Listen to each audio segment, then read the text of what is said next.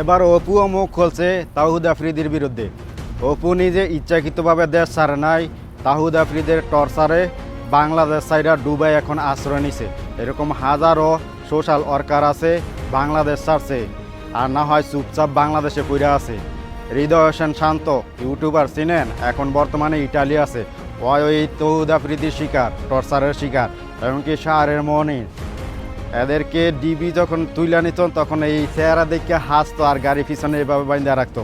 আর এখন অনেকে আছে তাওহিদ আফ্রিদির উপরের রূপ দেখা মায়া কান্না দেখাইতেছে, কিন্তু ওর যে তলে তলে অতটা ভয়ঙ্কর কেউ জানে না।